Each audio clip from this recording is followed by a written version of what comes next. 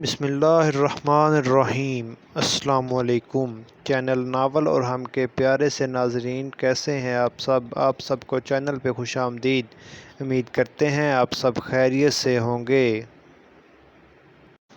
وہ جلدی سے اپنا بیگ اٹھاتی باہر نکل گئی، لیکن ڈرائیور کی جگہ آج اسجد سے لینے آیا تھا۔ السلام علیکم اسجد بھائی، کیسے ہیں آپ نے کیوں زحمت کی؟ ڈرائیور آ جاتا مجھے لینے کے لیے۔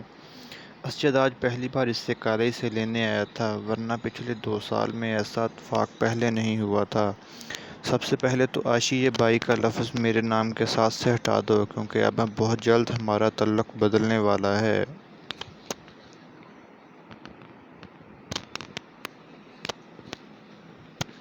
اور میں نہیں چاہتا کہ تم اپنی اس عادت کو ہمارے نکاح کے بعد بھی قائم رکھو، اس لیے بہتر ہے کہ ابھی سے تم مجھے میرے نام سے بلانا شروع کر دو۔ اور آج میں خود ہی ڈرائیور کو منع کر چکا تھا کہ وہ تمہیں لینے کے لیے نہ آئے، کیونکہ آج ہم دونوں لنچ ایک ساتھ کریں گے یہیں قریبی ریسٹورنٹ میں۔ میں نے چاچو سے بات کر لی تھی۔ چاچو کو کوئی اعتراض نہیں ہے۔ وہ گاڑی دوسری روڈ کی طرف گھماتے ہوئے کہنے لگا، تو اس نے کچھ بھی نہ کہا، بس ہاں میں سر ہلا دیا۔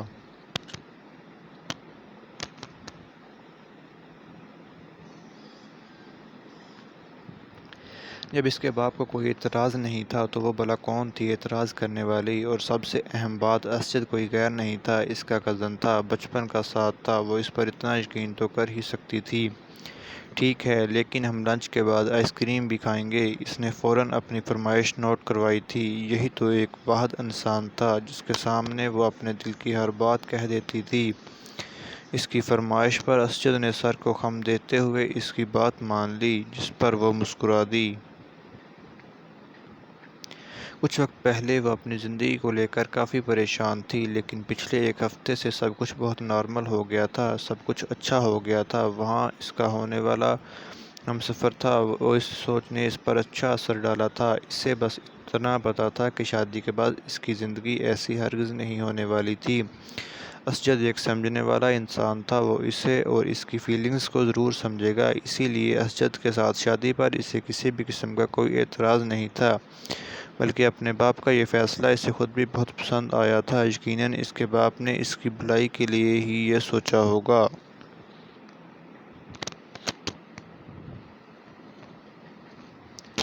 وہ دونوں ایک ساتھ ہی ریسٹورنٹ میں داخل ہوئے۔ اسجد نے پہلے سے ہی ایک فیملی کیبن کی بکنگ کروا رکھی تھی، اور یقیناً یہ بھی اس نے صرف اور صرف اس کے ڈر کو دیکھتے ہوئے ہی کیا تھا۔ وہ بہت چھوٹی چھوٹی باتوں پر ڈر جاتی تھی، زیادہ لوگوں میں تو اس سے گھٹن محسوس ہوتی تھی۔ ان کے وہاں بیٹھنے کے تھوڑی دیر بعد ہی ویٹر وہاں آ گیا تھا۔ آرڈر دینے کے بعد وہ اس کے ساتھ باتیں کرنے لگا، وہ بھی مسکراتے ہوئے اس کے ہر سوال کا ہاں نہ میں جواب دے رہی تھی۔ وہ خود سے کوئی بات نہیں کر رہی تھی، بس اسے ہی سننے میں مگن تھی۔ لڑکی، اگر تمہیں یہ لگتا ہے کہ میں بہت زیادہ بولنے والا انسان ہوں تو ایسا بالکل بھی نہیں ہے۔ تم جانتی ہو میں زیادہ باتیں نہیں کرتا، تم سے زیادہ باتیں اس لیے کر رہا ہوں تاکہ تم بھی کھل کر مجھ سے بات کرو۔ کیا ہو گیا ہے؟ تمہیں نوٹ کر رہا ہوں، جب سے ہماری منگنی کی بات گھر میں چلی ہے تم نے بالکل ہی باتیں کرنا چھوڑ دی ہیں۔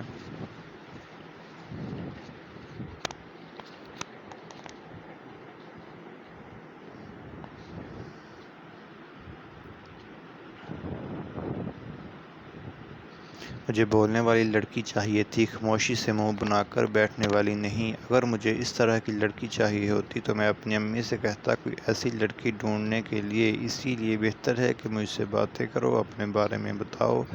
ویسے تو میں تمہارے بارے میں سب جانتا ہوں، لیکن پھر بھی میں مزید تمہارے بارے میں جاننا چاہتا ہوں۔ ہمارے آنے والی زندگی کو لے کر تم کیا سوچتی ہو میرے بارے میں؟ تم کیا نظریہ رکھتی ہو؟ سب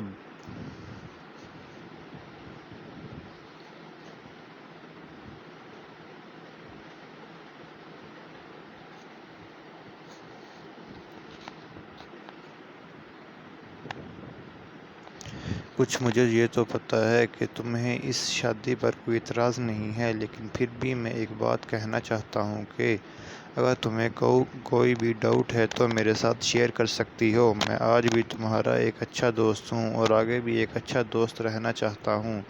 مجھے کوئی اعتراض نہیں ہے اسجد۔ واہ! وہ جلدی جلدی بولتے ہوئے اسے ایک بار پھر سے بائی کہنے لگی تھی کہ اسے اس کی بات یاد آ گئی۔ اس کے یوں اچانک آدھے ادھورے لفظ پر خاموش ہو جانا اسجد کو بہت اچھا لگا تھا۔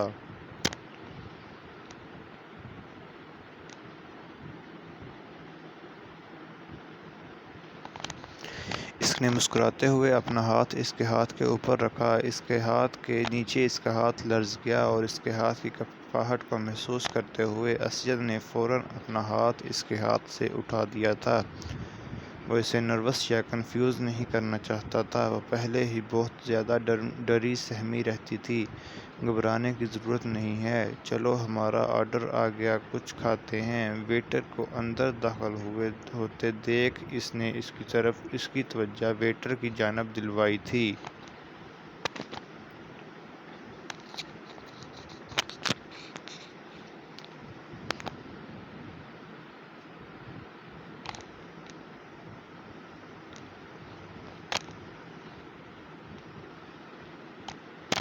ارے واہ، یہ سب کچھ میرا فیورٹ ہے۔ آپ کو میرے بارے میں سب کچھ پتہ ہے۔ ٹیبل پر اپنی پسند کے لوازمات دیکھتے ہوئے اس نے مسکرا کر بات شروع کی تھی۔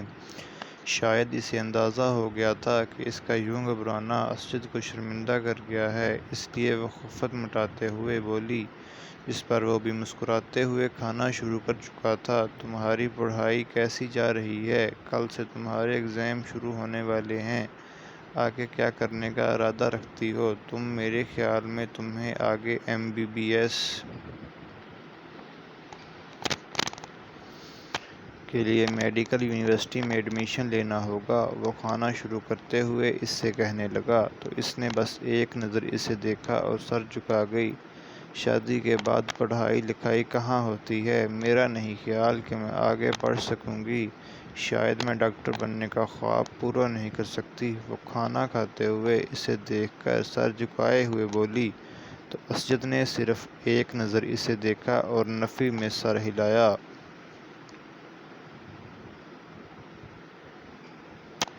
اور یہ سب تمہارے دماغ میں کس نے ڈالا ہے؟ یہ بھی بتا دو مجھے، کیا لگتا ہے جو لڑکیاں ڈاکٹر بنتی ہیں وہ کبھی شادی نہیں کرتی؟ یا جو لڑکی اپنی زندگی میں کچھ کرنا چاہتی ہے وہ ساری زندگی کنواری رہتی ہے؟ میری بات سنو عاشی، میں زیادہ کچھ نہیں کہنا چاہتا۔ میں جانتا ہوں ڈاکٹر بننا تمہارا خواب ہے، اس خواب کو تم پورا کرنا چاہتی ہو، جس میں میں بھی تمہارا ساتھ دینا چاہتا ہوں، لیکن میں تمہارا ساتھ تب ہی دے پاؤں گا جب تم خود ہمت کرو گی۔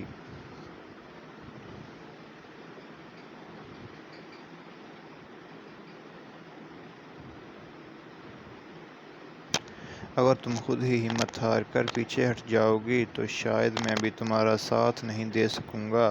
میں جانتا ہوں تمہارے بابا نہیں چاہتے کہ تم آگے پڑھو، لیکن میں چاہتا ہوں کہ تم اپنا خواب پورا کرو۔ میرے لیے یہ بہت فخر کی بات ہوگی کہ میری طرح میری بیوی بھی ڈاکٹر ہے، لیکن تمہاری یہ نا امیدی بھرے الفاظ مجھے تمہیں بزدل کہنے پر مجبور کر رہے ہیں۔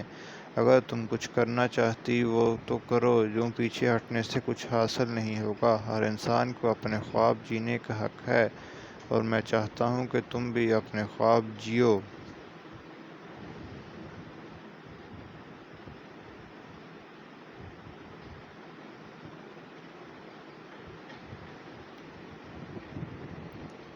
اس بار اس کا ہاتھ تھامتے ہوئے وہ اس کے ہاتھ کی کپکپاہٹ کو مکمل نظر انداز کر چکا تھا، لیکن بابا جان اس کے ہاتھ میں اپنا ہاتھ دیکھتے ہوئے بس اتنا ہی بول پائی، شادی کے بعد تمہارا مسئلہ تمہارا شوہر ہوگا۔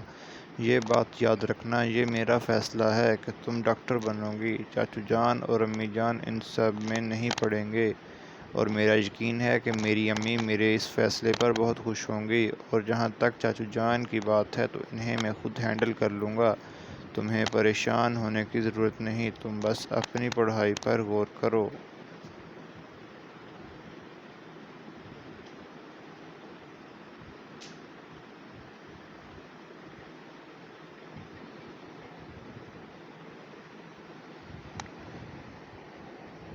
تمہارا خواب اب سے میرا بھی خواب ہے اور میں تمہیں یہ خواب جینے کی اجازت دیتا ہوں۔ وہ مسکراتے ہوئے اسے یقین دلا رہا تھا، جبکہ عاشی کے چہرے پر آئی رونق نے اسے بھی خوش کر دیا تھا۔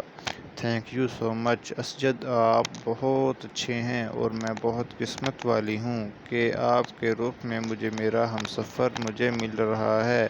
تھینک یو سو مچ، اس نے اسے دیکھتے ہوئے کہا تو اسجد مسکرا دیا۔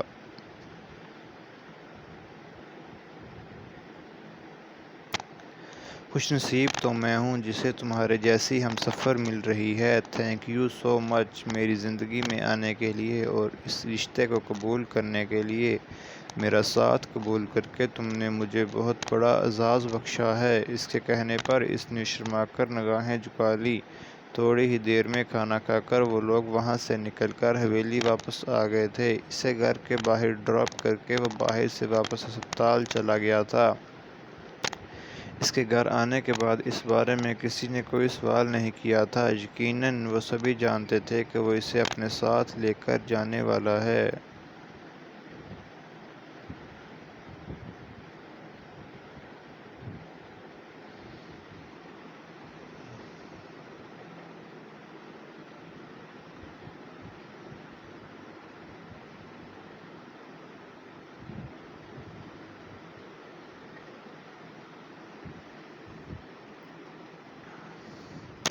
گھر آ کر وہ سیدھا اپنے کمرے میں چلی گئی تھی۔ فریش ہونے کے بعد اپنے بیڈ پر لیٹتے ہوئے مسلسل اسجد کے بارے میں ہی سوچ رہی تھی۔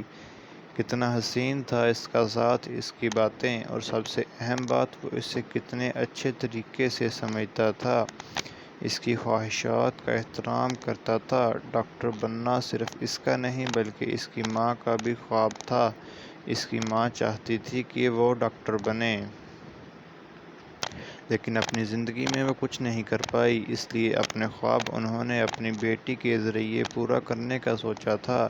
زندگی نے ان کا ساتھ نہ دیا تو کیا ہوا، لیکن اب وہ اپنی ماں کا خواب ضرور پورا کرے گی، اسے یقین تھا۔ سر، آج آپ کی پاکستان کی فلائٹ ہے، رات 9 بجے، لیکن آپ کے والد بار بار فون کر رہے ہیں اور شاید وہ آپ کو ایئرپورٹ پر لینے آنے والے ہیں۔ ان سے کیا کہوں، وہ آفس میں داخل ہوتے ہوئے کہنے لگا۔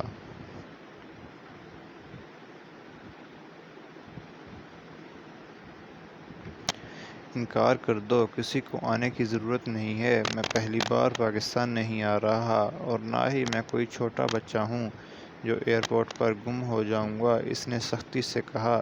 سر، میں نے ان سے کہا ہے کہ آپ غصہ ہوں گے، لیکن انہوں نے کہا ہے کہ وہ پھر بھی ایئرپورٹ پر ضرور آئیں گے۔ وہ میری کوئی بھی بات ماننے کو تیار نہیں، اب تو وہ میرا فون بھی نہیں اٹھا رہے۔ وہ اس کے سامنے کھڑا اپنی مجبوری بتانے لگا۔ وہ تو اس باپ بیٹے میں بری طرح پھنس کر رہ گیا تھا۔ اس طرف سے بات اس طرف پہنچاتا تو وہ غصہ کرتے اور ان کی اگر کوئی خبر اسے دیتا تو یہ آگے سے غصہ ہونے لگتا۔ رحیم کو تو لگتا تھا جیسے وہ اس آفس میں ڈانٹ کھانے کے لیے رہتا ہے یا پھر ان دونوں باپ بیٹے کا غصہ برداشت کرنے کے لیے۔ ٹھیک ہے، پھر 9 کی بجائے شام کی فلائٹ بک کروا دو۔ فی الحال میں ان سے ملنے کا کوئی ارادہ نہیں رکھتا اور نہ ہی اپنا ٹائم برباد کرنا چاہتا ہوں، اور انہیں بتا دو کہ میں فی الحال بہت زیادہ مصروف ہوں اور ان سے ملنا میرے بس سے باہر ہے۔ وہ اسے دیکھتے ہوئے سختی سے بولا۔ ٹھیک ہے سر، میں آپ کی فلائٹ ٹائمنگ چینج کروا دیتا ہوں۔ وہ ہاں میں سر ہلاتا ہوا باہر جانے ہی لگا تھا کہ دلاور نے اسے پکار لیا۔ سنو، میں جانتا ہوں تم میری ساری خبریں انہیں دیتے ہو، لیکن ایک بات کان کھول کر سن لو، اگر تمہیں میری فلائٹ ٹائمنگ کا پتہ چلا تو مجھ سے برا کوئی نہیں ہوگا۔ وہ اسے گھورتے ہوئے سختی سے بولا تو رہی۔ آج تک کے لیے اتنا ہی، ملتے ہیں کل ایک نیو ایپیسوڈ کے ساتھ۔ ویڈیو اچھی لگی ہو تو ویڈیو کو لائک، شیئر اور سبسکرائب ضرور کیجیے گا۔ اپنے دوستوں سے شیئر کرنا مت بھولیے گا اور ہماری ٹیم کو اپنی دعاؤں میں یاد رکھیے گا۔ اللہ حافظ۔